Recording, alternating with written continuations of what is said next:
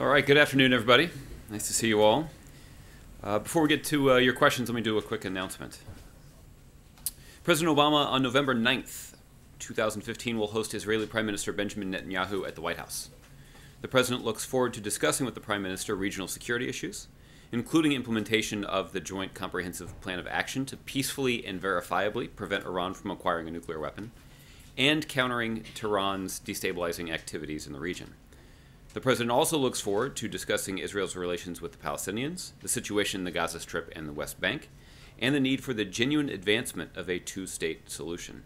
Prime Minister Netanyahu's visit to the United States is a deep demonstration of the deep and enduring bonds between the United States and Israel, as well as our unprecedented cooperation to further enhance Israel's security. So that's November 9th. Sure, Connie. You have to check with the Department of Justice for an update on his status. So, Mark, you want to get started? Please. You can start with Syria. Okay. And General Austin's pretty surprising admission that there are only 4 to 5 U.S. trained Syrians in the fight against ISIL. Mm-hmm. Why is Senator Sessions not right in calling this program, this training program, a total failure? Well, Mark, we've acknowledged for some time the significant challenges that we've encountered in training and equipping and sending to the battlefield moderate elements of the Syrian opposition. And the administration knew on the front end that this would be a quite difficult task, and it's proven to be even more difficult than we thought. General Austin acknowledged the challenges that they were facing and acknowledged that the program would require some changes. Clearly, those changes are warranted. For what sort of changes they believe will be most effective, I'd refer you to the Department of Defense that's implementing this specific plan. But more broadly, the anti-ISIL coalition has been able to effectively coordinate with other local fighters on the ground. This includes Syrian Kurds, Syrian Arabs, Turkmen, and other fighters inside of Syria that have succeeded in driving ISIL out of some important strategically held territory in Syria.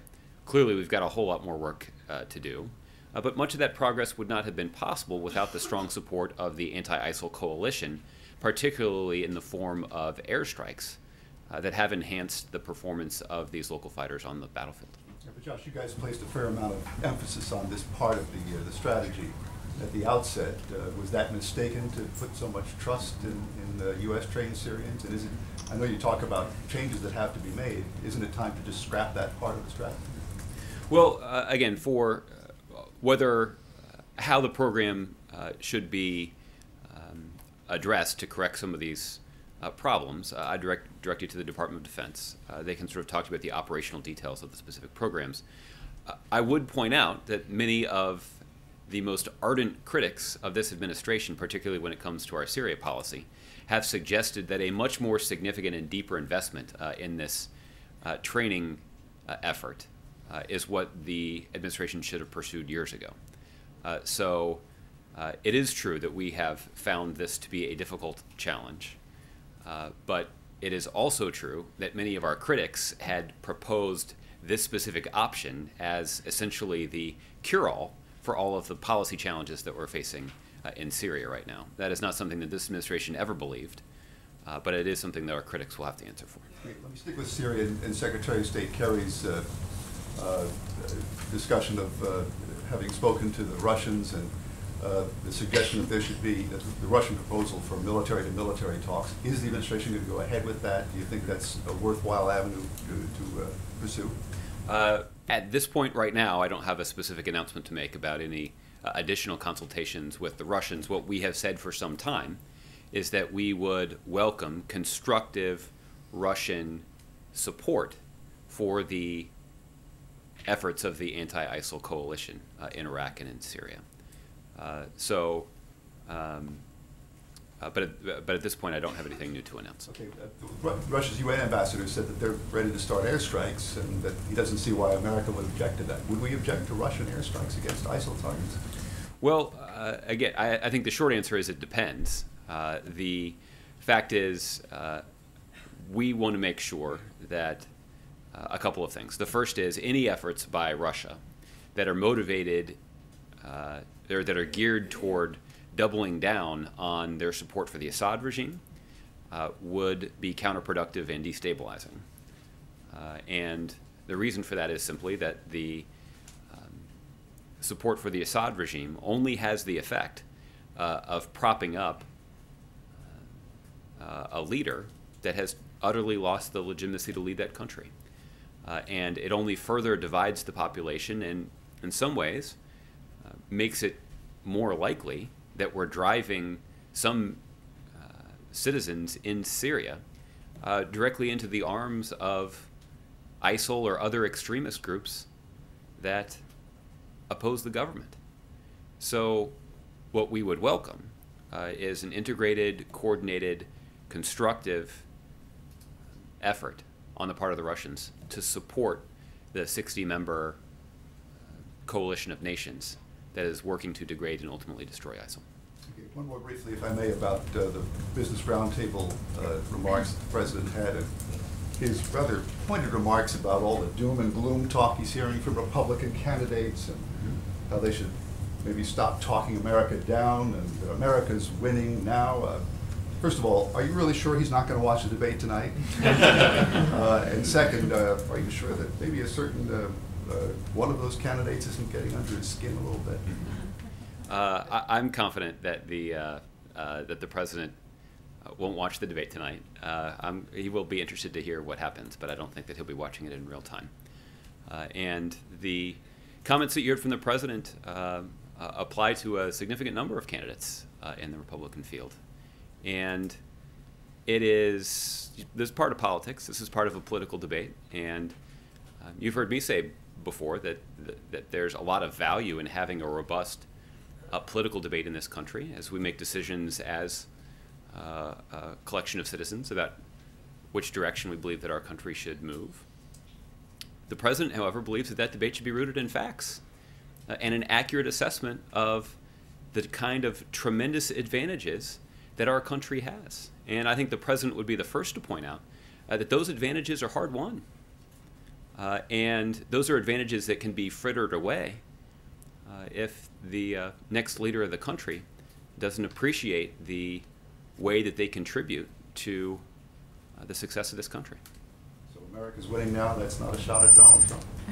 I think it is an effort to offer the American people a clearer, accurate assessment of precisely the advantages that our country enjoys, and to make sure that we're mindful of those advantages so that we don't end up in a situation where, through a series of bad decisions, we fritter away that advantage that's so critical to the success of our country and our citizens. Okay. Julia.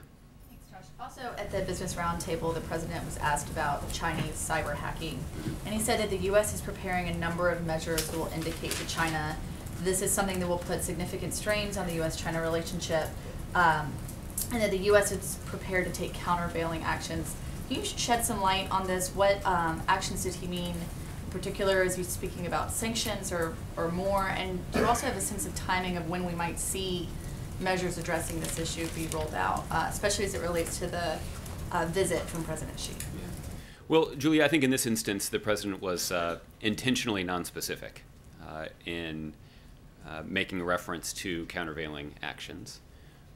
However, it is consistent with what we discussed in this room yesterday about how the United States has a series of tools that can now be used to counter the activities of those that are using cyberspace to try to gain an economic advantage or to carry out acts of vandalism. And these are tools that are available to U.S. policymakers because of a policy decision that was made by the President of the United States. And we have found that even having those kinds of economic sanctions available to the President and to the Secretary of the Treasury do have a deterrent effect on those who may be contemplating nefarious action. We saw that was true when in confronting Iran, that one of the levers of influence that the international community was able to exert on Iran was the prospect of additional and tougher economic sanctions. So I think the point here is that there are a range of responses that are available, and I think as the President said in the roundtable discussion, hopefully it will not be necessary to use them. Okay, also following up on something you said yesterday about the House bill to lift the ban on crude oil exports, you said the White House does not support that bill because you think it's a decision the Commerce Department should make, but does that mean that the President would veto that bill should it make it to his desk? Well, I don't have a veto threat to issue at this point, but clearly it's not a piece of legislation that we support because of, this is essentially the domain of the Commerce Department. Okay. Jim. To follow up on Mark's question, does the President believe he's made America great again? Well, I guess to put it another way, Jim, you might say that the President is quite proud of his country.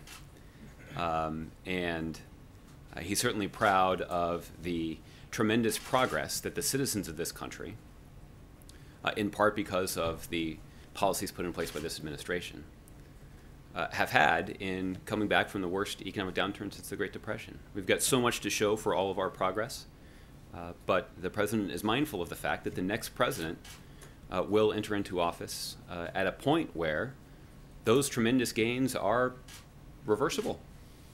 And that if there is not someone with a clear economic vision for the country that is rooted in fighting for the best interests of the middle class and advancing policies that will expand economic opportunity for middle class families, that those gains could be reversed. And given all of the hard time and hard work that the President has personally invested in those gains, given all of the hard work that the American people, American workers and entrepreneurs have invested in those gains, the stakes in this election are high. And again, the President believes that it's a worthy part of the political debate for us to discuss what kind of progress we've made so far, what advantages does the country and our citizens enjoy, and how can we capitalize on those advantages to ensure the long-term success of our country. And again, these are weighty decisions, and they're certainly worthy of extensive debate, and they will be worthy of consideration by the American people as they vote in the next election. And last night, the Vice President, when speaking about Donald Trump's positions on immigration or his comments on immigration, called it a sick message. And I know the President, when he was in Iowa, described some of this rhetoric as being un-American. It does sound as though, even though you've sort of shied away from talking about Donald Trump here in the briefing room, that the President and the Vice President are starting to comment on this GOP field war, and would it be unreasonable to suspect that the Vice President might do some of this following the debate as sort of a rebuttal to what we're going to hear tonight? Well, I don't have a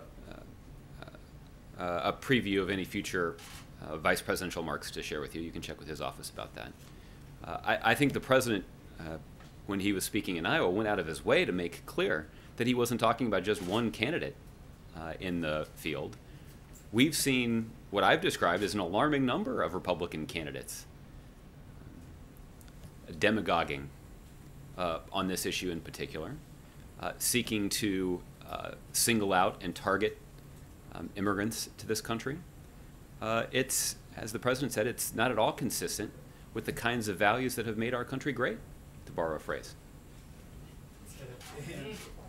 And getting back to Russia and Syria, I recall that during the time when the coalition airstrikes were beginning, this administration warned Assad that he should resist any temptation to interfere in any way whatsoever with coalition aircraft.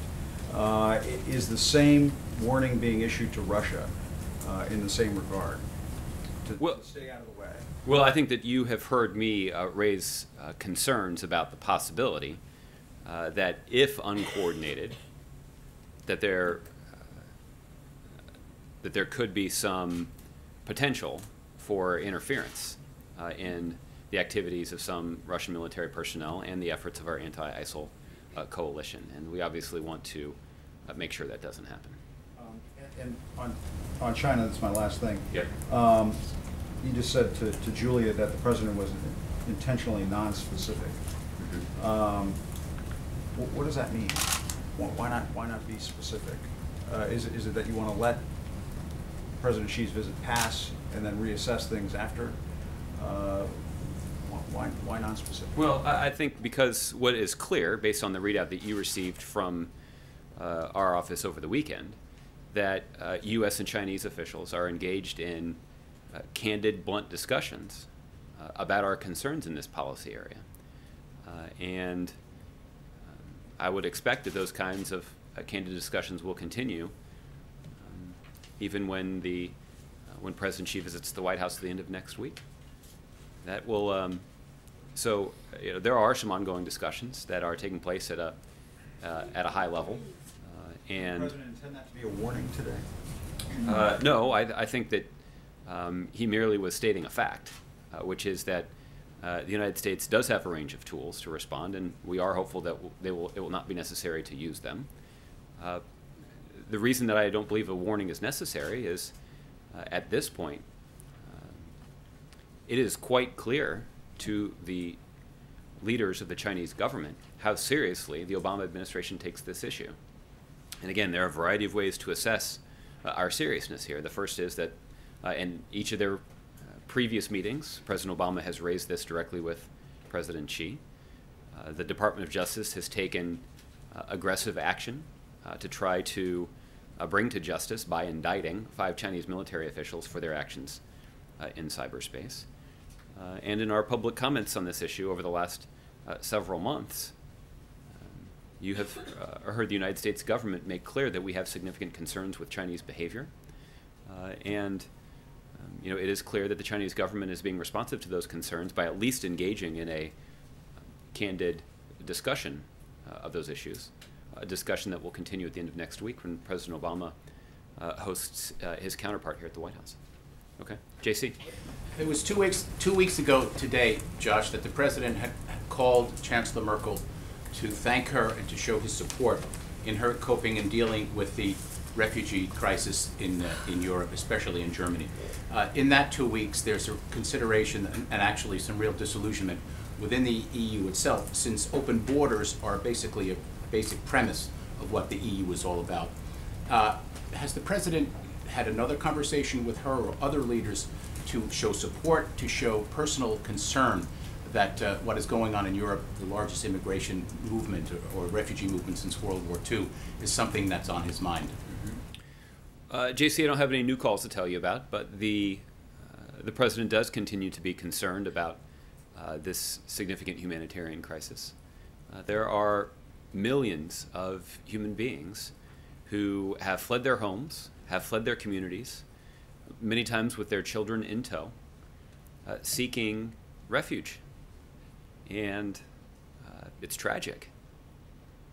That's why the United States has stepped up to be the largest bilateral donor of humanitarian assistance to try to meet the needs of these individuals who are in a desperate situation. And you have heard me previously compliment the response of Germany in particular, both the government and its citizens, for being so generous in trying to meet the needs of these individuals that are in such a desperate situation.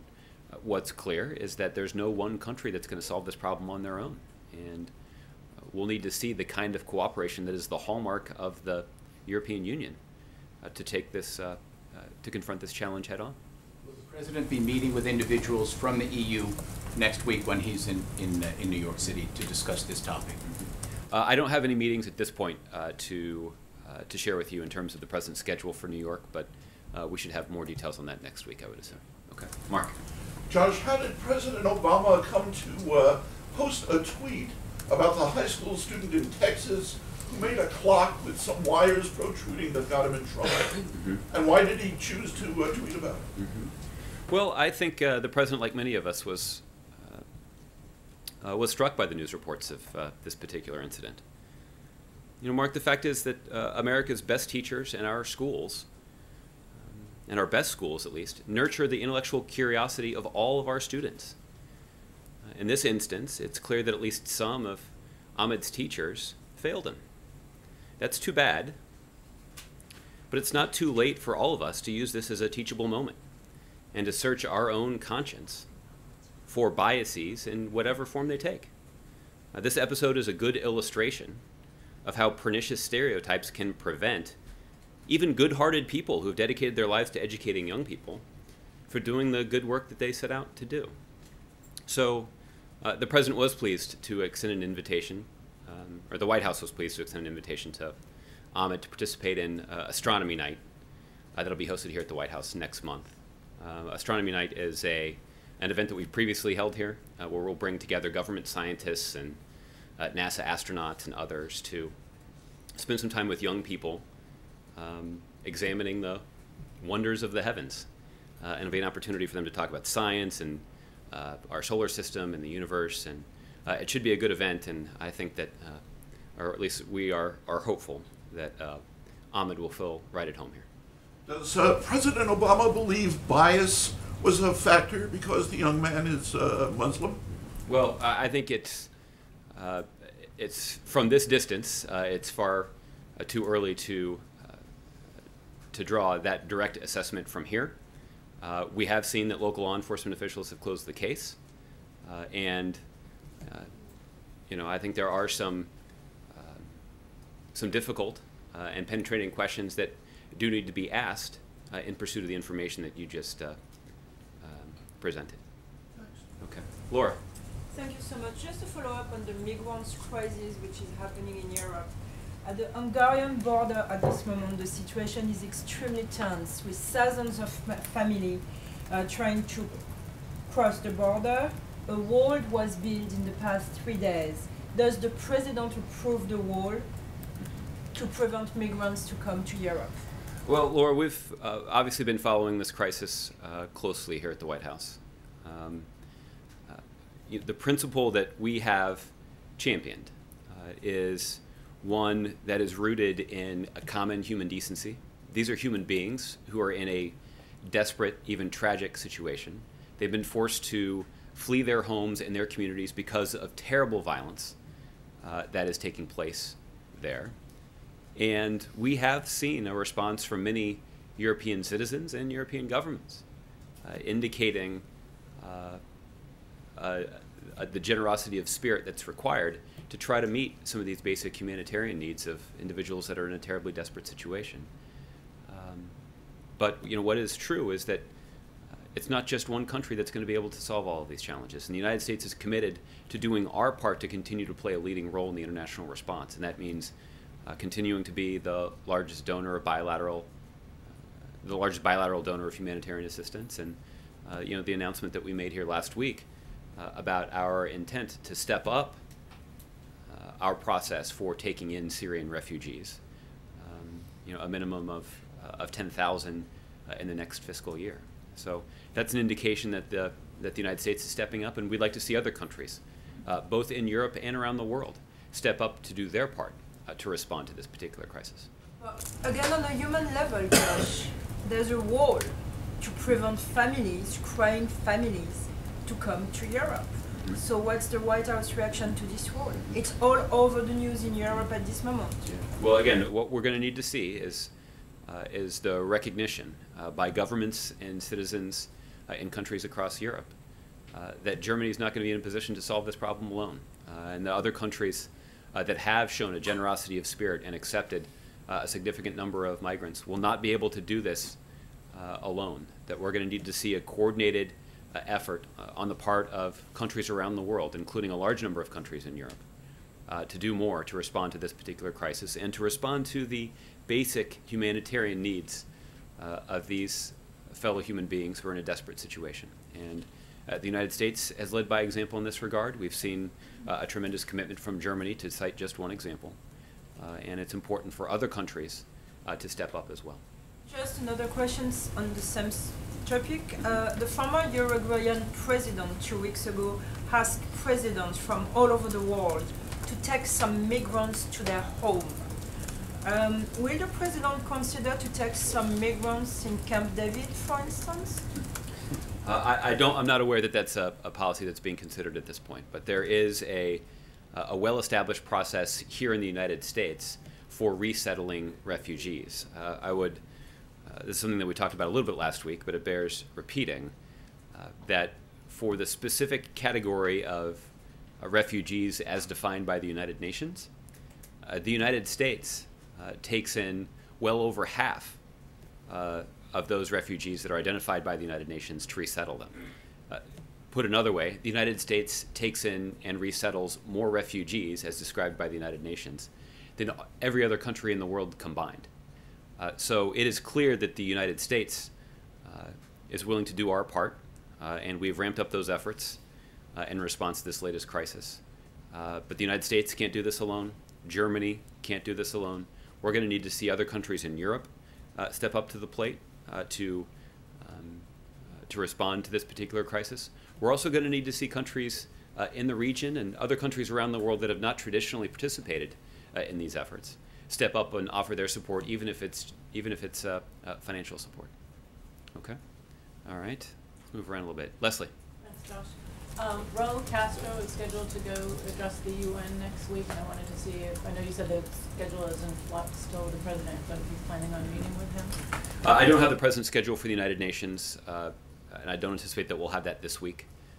But as we have more details about the president's schedule next week, we'll let you know if that's something that's on the agenda. And you know, I asked you last week about the Cuba releasing prisoners in advance of the Pope's visit. Do you know if the White House has expressed any concern to Cuba that none of the prisoners that they released were in the category of political prisoners?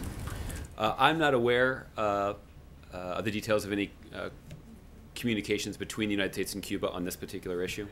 But let me see if I can have somebody follow up with you and give you a better sense of where that stands. And on a third issue, can I ask you about the president said at the BRT today that he's going to call Governor Brown? Mm-hmm. Can you tell a little bit about what they're going to speak about? Well, obviously, the state of California has, in just the last couple of weeks, sustained significant damage and even some loss of property as a result of widespread wildfires in the state of California.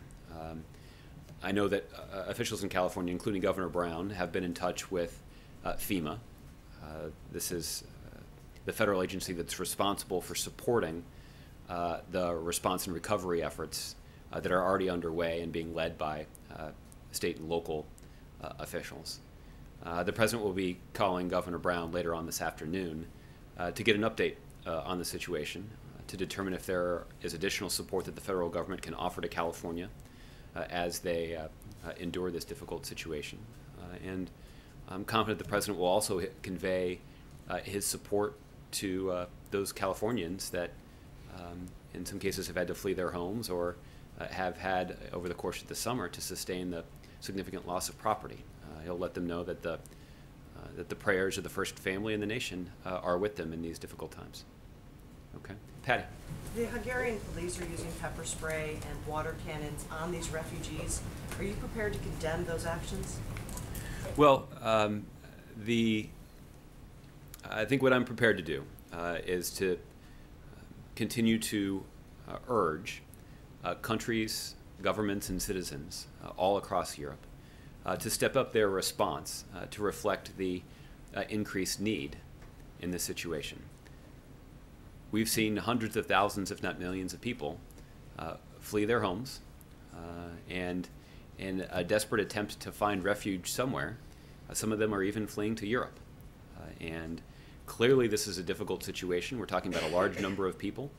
And in some cases, we're talking about countries that are relatively small and don't have the kind of infrastructure and resources to at least smoothly take it all in. But what we're hopeful of is that the government leaders and citizens in all of these countries will keep in mind the basic humanity of these individuals. Again, we're talking about people who have, in some cases, fled their homes with none of their possessions except for the clothes on their back. In some cases, they have their children in tow, and they're just looking for some safety and some relief. This is when I think the conscience of the world is stirred. And hopefully we'll see governments and citizens respond accordingly. The refugees in Hungary say that they don't want to stay in Hungary, they just want to get through Hungary. So should the officials take down the wall and allow safe passage into Germany, into other European countries? Well, at this point, I don't have a specific policy prescription to add, but rather I have merely a value that we here in the United States have prioritized. And we are hopeful that by focusing on the humanity of those who are in a disparate situation, that we'll see governments and leaders and citizens make the right decisions here. Okay. Hungary is showing the basic humanity? Well, what we certainly believe is that around the world, we believe that there is more that can be done to offer up support to these refugees that are in a desperate situation. Okay. Francesca.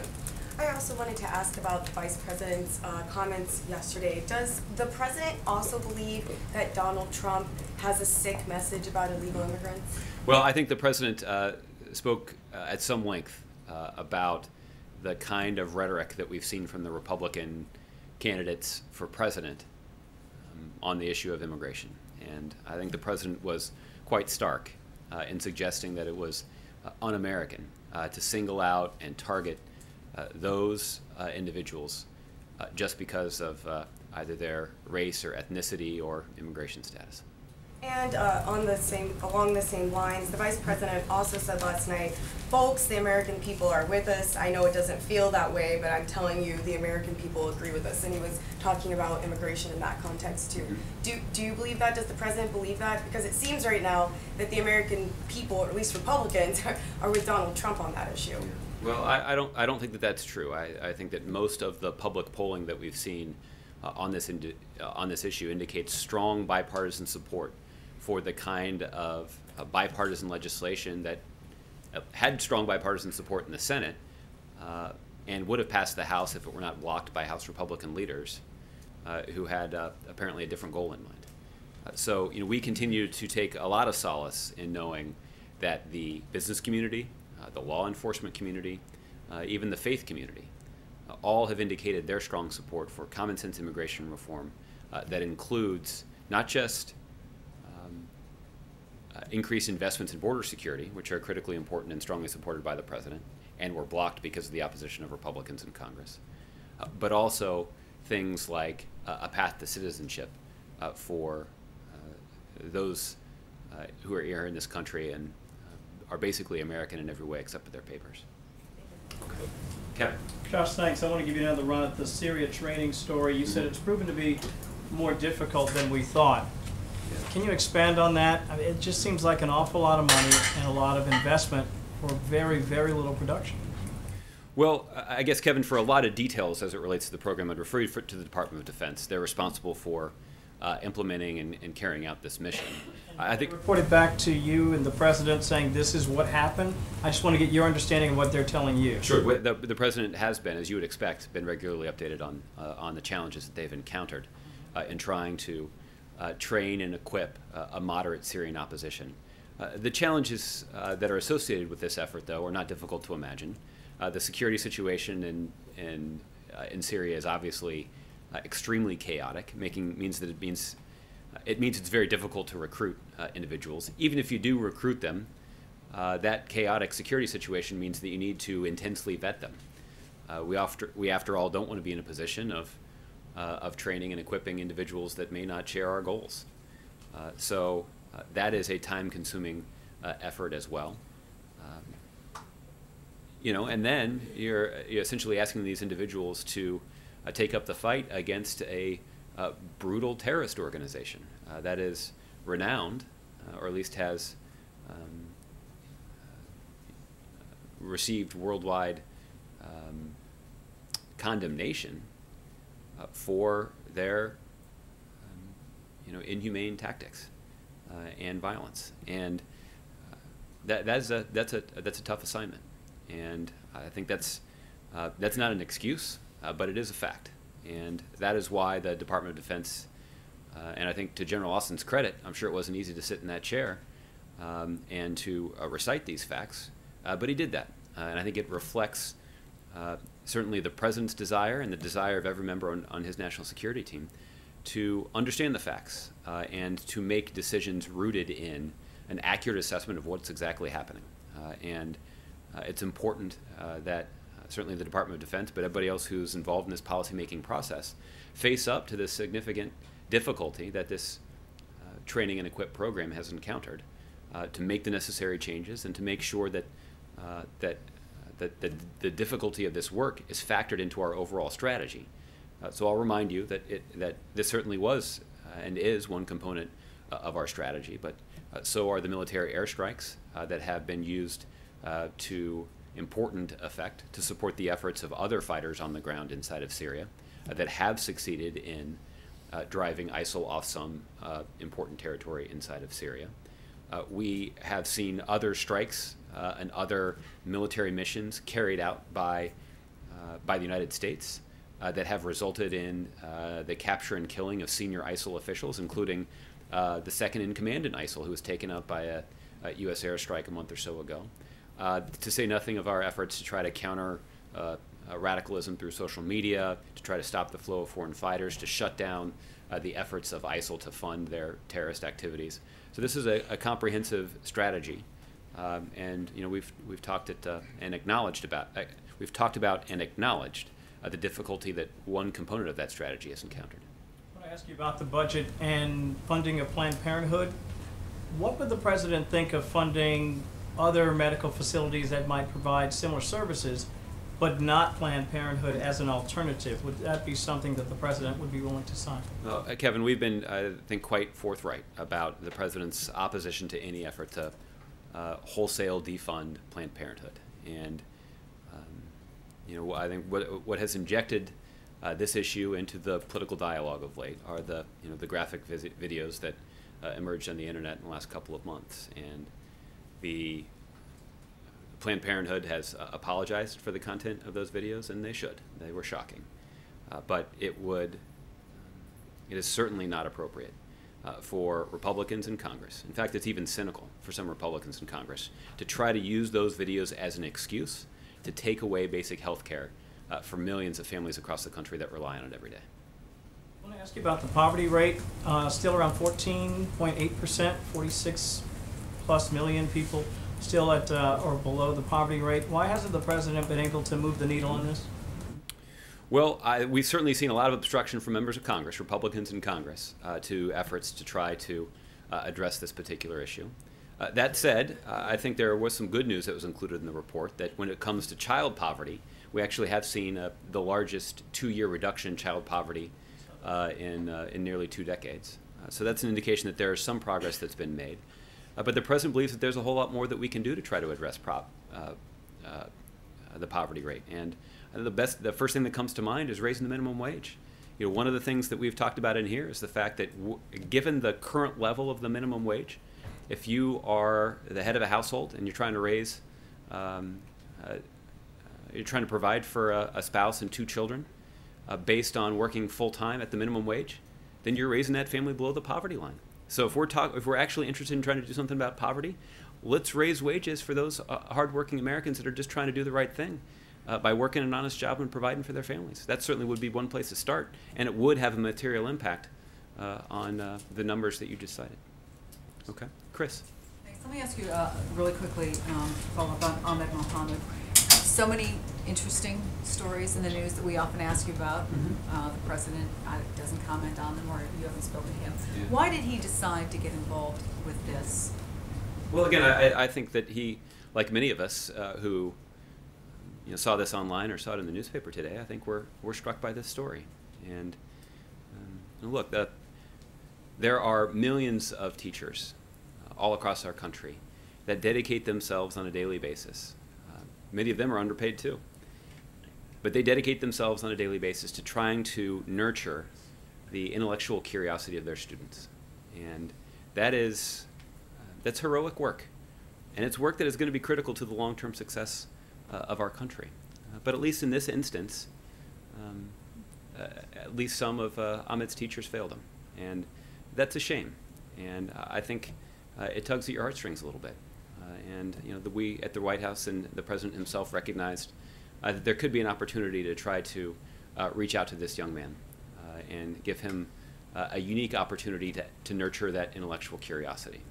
And I think he's going to fit in quite well with the other young people who'll be at the White House on Astronomy Night, learning from some of the, some of the most informed, cutting-edge scientists in the world about the wonder of the stars and the planets, and that'll be a tremendous opportunity for him, and we hope he'll be able to attend. Here to say, and I've been watching the Twitter feed, and I saw everybody from a NASA engineer to a member of Congress, just since you've been talking, who have tweeted about this. Was it specifically that he wanted to spark a larger conversation about this? I thought it's an opportunity to do that. Well, I mean, I think you heard me say that I do think that, for all of us, that this has the potential to be a teachable moment, to search our own conscience, and for biases that might be there. And the reason that we should do that is because I think this is an instance where you have people who have otherwise dedicated their lives to trying to teach our children, who failed in that effort because, or potentially because of, some things in their conscience, and because of the power of stereotypes. And there's certainly, more that needs to be learned about this particular situation. But even the potential of that, I think, is a good reminder to all of us. And, but, I think at the end of the day, the president's tweet and the invitation from the White House are rooted in a desire to try to reach out to a 14-year-old boy who, at least based on what we know from law enforcement, was wrongly handcuffed in his own school yesterday simply for bringing in a clock. If I can follow up on Kevin's questions about, and others, about the U.S.-trained anti-ISIS forces. Understanding what you said about some of the successes that have been had against ISIS, and the blunt responses yesterday by the general, I'm just wondering, given the cost involved, there's two parts of this, obviously. One part of it is a security issue. The other part is a cost-benefit analysis that you have to do in government all the time. That's right. And given that the Pentagon initially spent about $36 million on this, and the initial class was about $600,000 per trainee, and that's based on a much larger class than the number of fighters that is actually there. Is the president angry? Is he disappointed? Does he see this as a failure? Well, I think that this administration has long understood that training and equipping members of the Syrian opposition would be a difficult undertaking. And it clearly has turned out to be more difficult than we anticipated. And I think those who might observe... But when you talk about initial plans of 5,400 per year and you're looking at just 4 or 5, that's more than just something to be anticipated or turned out to be more difficult than we anticipated, don't you think? Well, I think it certainly raises legitimate questions about what kinds of changes need to be made to this program, and that's exactly what General Austin suggested today that he would do. That certainly seems appropriate. But again, over the last year, many of you have understandably asked me questions about the claims of our critics who suggest that the administration should invest more deeply in training and equipping members of the Syrian opposition, that was the recipe for success. And General Austin went before Congress today and acknowledged that this was a more difficult endeavor than we assumed, and that we need to make some changes to that program. But I think it's also time for our critics to fess up in this regard as well. But it didn't happen. You didn't go into this or make this investment because the critics pushed you. No, I'm not saying that. I'm not. I think General Austin, to his credit, and I think this is indicative of the kind of character that he has shown throughout his military career, he sat before that committee, he testified under oath, and he faced the music about a program that has not performed nearly as well as we would have liked. We haven't seen that kind of character on display from our critics, who have suggested for years that this was the recipe for success in Syria. Okay. Go ahead, Peter. You're suggesting, therefore, that means the idea was wrong. Maybe the idea was done too late or just done ineffectively. Why would that be an indictment of the idea? Perhaps it's an indictment of the execution. Well, perhaps that's the case. I don't think, at least I only saw a little bit of the hearing. I didn't hear a lot of constructive advice to General Austin about how that program could have been more effectively implemented. We just heard a lot of complaints from people who are disappointed in the performance, despite the fact that they basically said it was the recipe for our success there. Just playing devil's advocate, but Sure. what if it had been done 4 years ago? Would that have made a difference? I haven't heard anybody offer up a good explanation about why that would make a difference. We would still... People said that the opposition hadn't been as radicalized 4 years ago, and that by waiting so long, you all allowed the opposition to metastasize in a way that meant a lot of people wouldn't pass your vetting standards now that might have passed 4 years ago. Well, I don't know. I think it would call into question the vetting standards if somebody could do something in the space of 4 years that might prevent them from being included in that group. I don't think that there's a particularly strong case to be made that an earlier and more significant investment in a program that has shown not very good results, to put it mildly, is a recipe for success. I haven't heard anybody make that argument. Maybe there is somebody that does believe that if we'd have done this differently, we would have gotten a different outcome. But that is not what we've heard from our critics. But I would welcome them making that case if they believe it. John. On Monday in Des Moines, the president, when he was talking about the sequester, he used the term artificial cap to describe that. What did he mean by artificial exactly? The president was referring to sequester, this policy jargon that refers to across-the-board budget cuts without regard to the effectiveness or the importance of a particular program. And that's essentially the president described them as artificial because there are programs that we know are working well and enjoy strong bipartisan support, but yet they're being cut. And that is why the president has continued to urge Republicans to address this problem in the same way that they did 2 years ago. The way that this problem was addressed 2 years ago was after a 2.5-week government shutdown that was engineered by Republicans. Democrats and Republicans got together and hammered out a bipartisan budget agreement that found a bipartisan path to raising those artificial caps and where bipartisan agreement could be found. That is an effective way for the budget of the greatest country in the world to be managed, preferably before the government shutdown and not after. And so that's why you have seen Democrats for months now urge Republicans to come and negotiate some bipartisan common ground with Republicans. But we have not seen Republicans accept that offer. Instead, what we have seen Republicans do is to go and try and pass budgets on a series of party line votes. But those votes have failed to produce legislation that reached the president's desk. So that is not a path to funding the government. The only path to funding the government is Republicans being willing to work with Democrats, and we haven't seen that yet.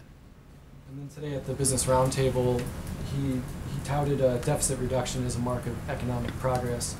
Isn't the sequester at least partly responsible for a great deal of this deficit reduction? And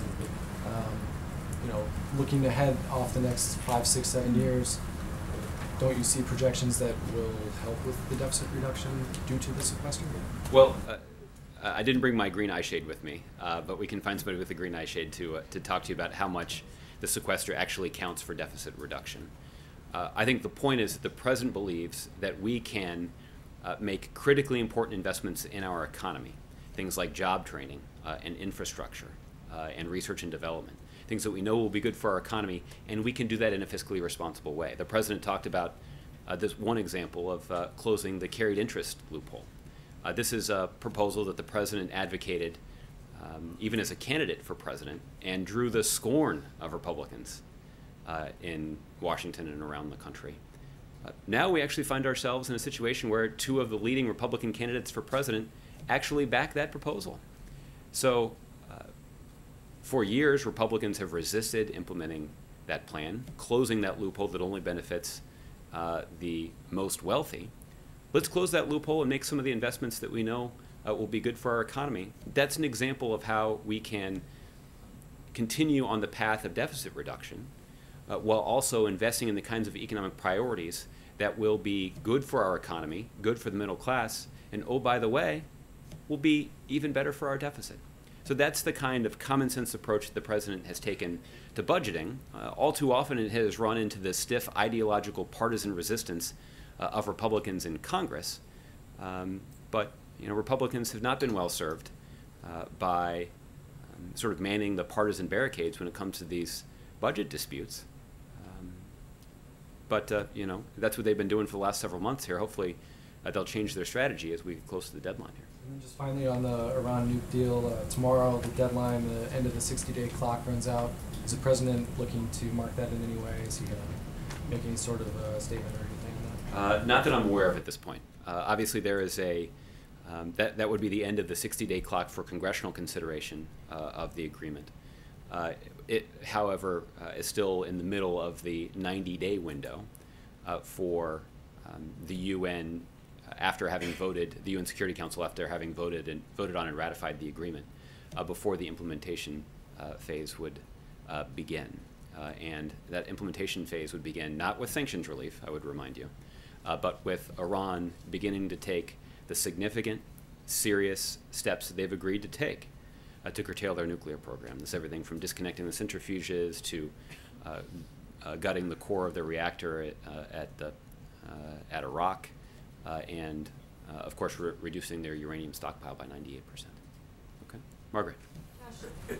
Broadly speaking, is the president still confident in his own decision to have authorized the train and equip program for Syrian rebels? Well, when you're encountering a situation like this, it's easy to play some Monday morning quarterback. The president was clearly believed that it could be an opportunity for the United States to expand the number of local fighters on the ground in Syria with whom we could coordinate.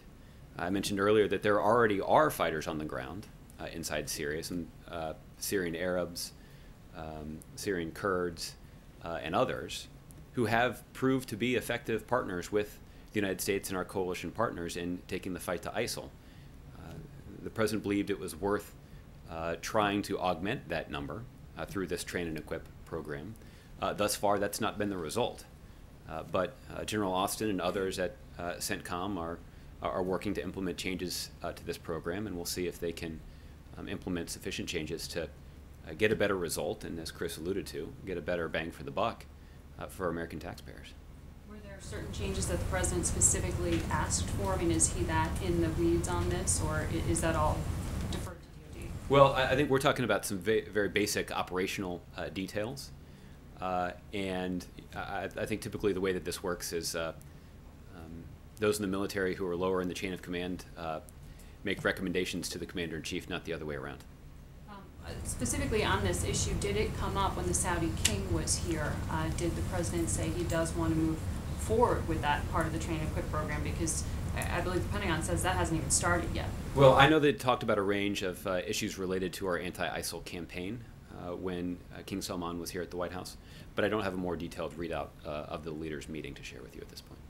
Can I ask you on Israel?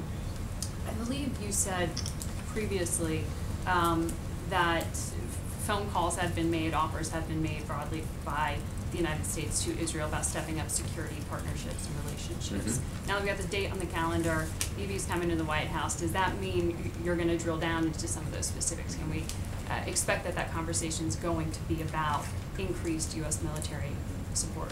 I would anticipate that will certainly be part of their discussion. Prime Minister Netanyahu has previously described the level of security cooperation that's been offered by the Obama administration as unprecedented.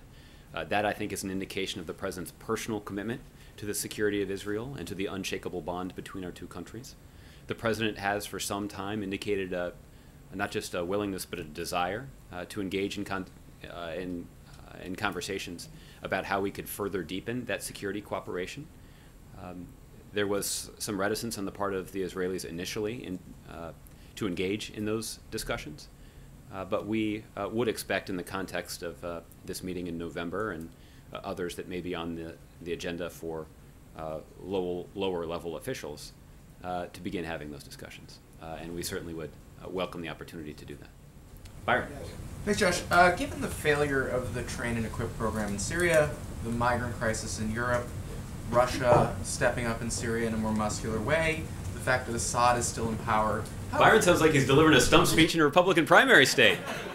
He's asking the tough questions. I appreciate that about you. How is the president's approach to Syria not a failure? Well, I think, Byron, there are a couple of things that we can do to illustrate the progress that we've made. The fact is, there is important progress that's been made on the ground to counter ISIL, both in Iraq and in Syria. You asked about Syria, but ISIL has lost more than 17,000 square kilometers of territory in northern Syria, has now cut off from all but 68 miles of the nearly 600-mile-long border between Syria and Turkey. We've talked about the senior ISIL official inside of Syria that was killed, and there was material in his possession that was exploited for its intelligence value, but based on a U.S. military operation that the president had ordered.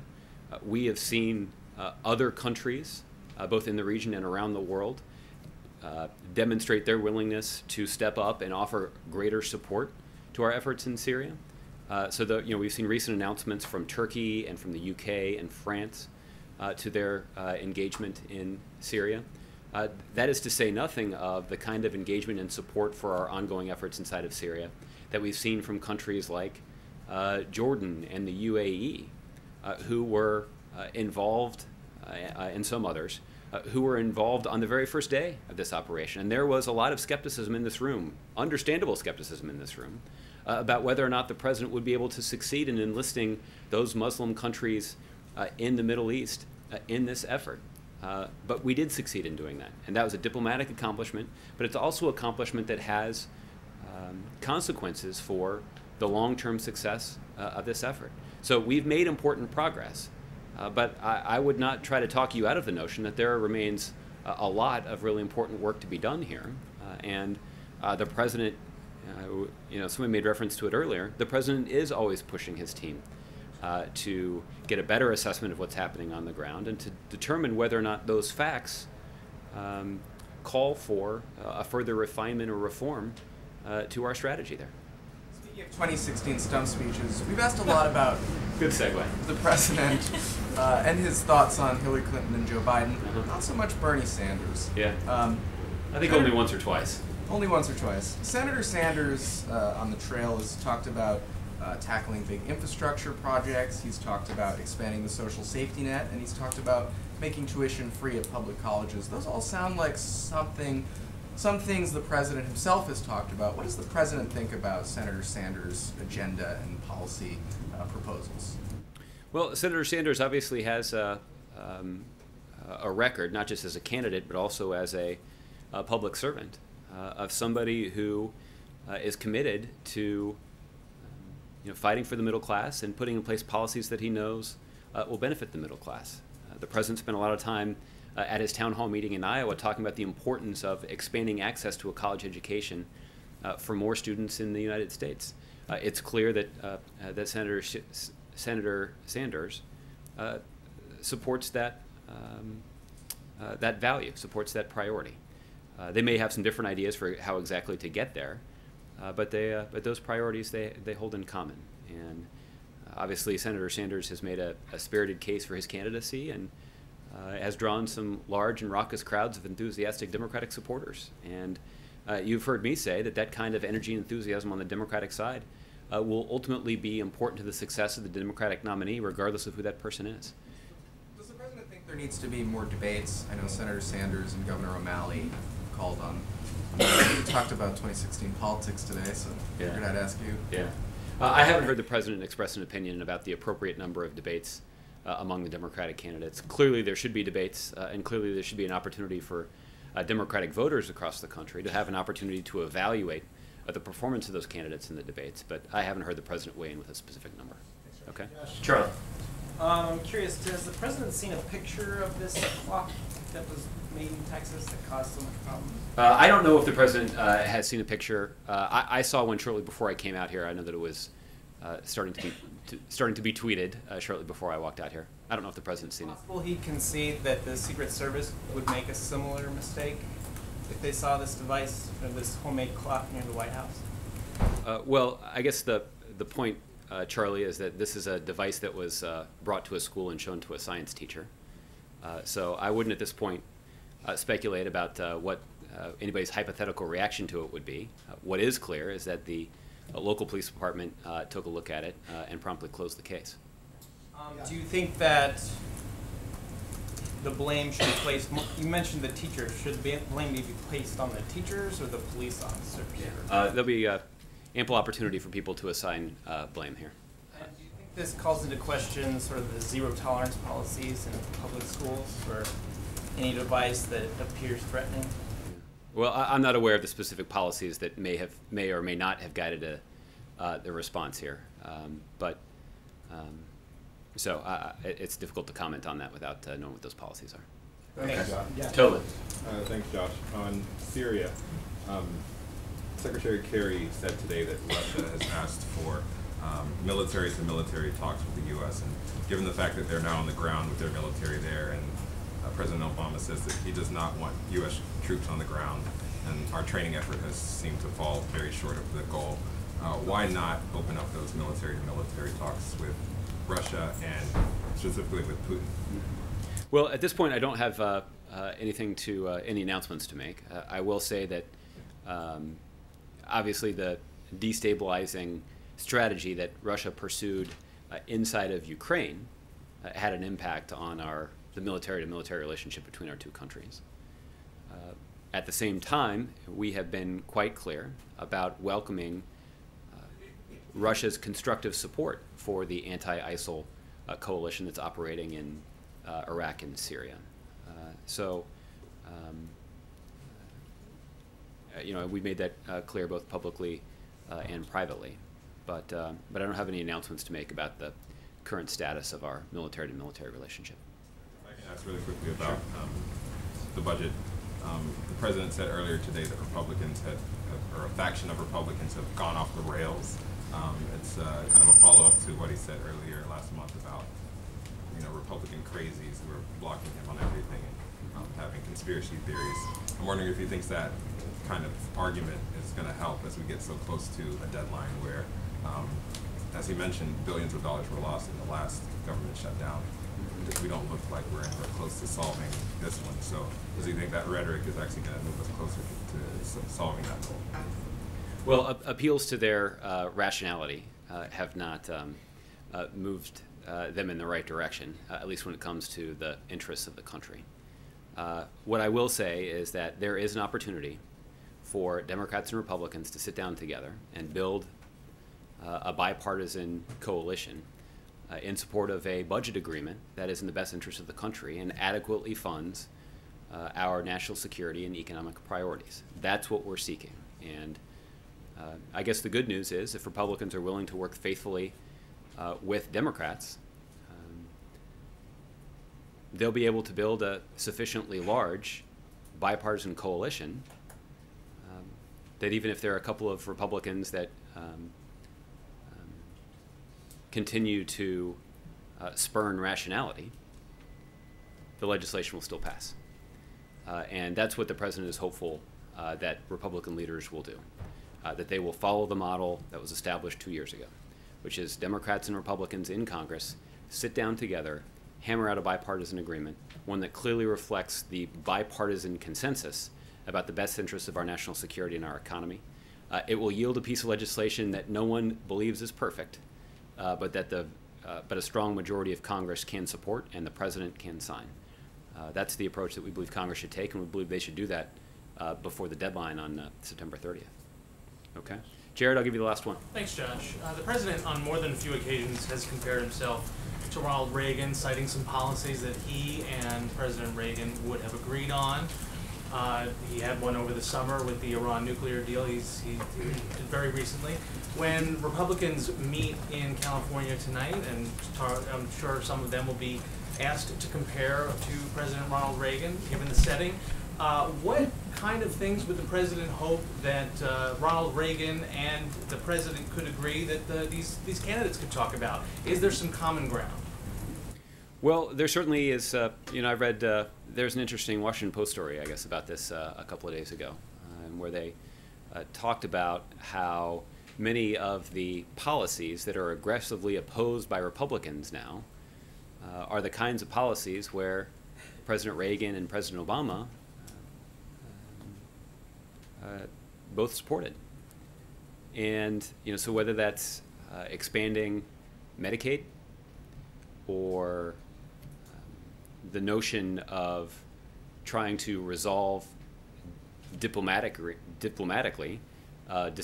disagreements that you may have with other countries that wish ill upon the citizens of this country.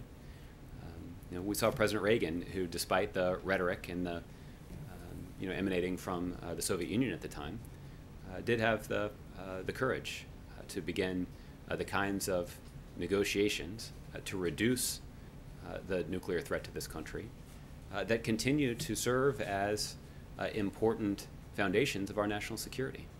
So those are just two examples. Maybe the moderators tonight will come up with a couple more, but I think it does serve to illustrate that there should be an opportunity for us to find common ground, even on some of the priorities that the president has identified. The fact that they are supported by a Democratic president doesn't make them automatically partisan. It does mean that we would welcome support from Republicans when the president's advocating policies that many Republicans have traditionally supported. That's not been the spirit or the attitude of many Republicans in Congress. It certainly hasn't been the spirit by those Republicans in Congress that are now running for president. But I guess that dichotomy may make for an interesting debate. Okay. Thanks a lot, everybody. Have a good day.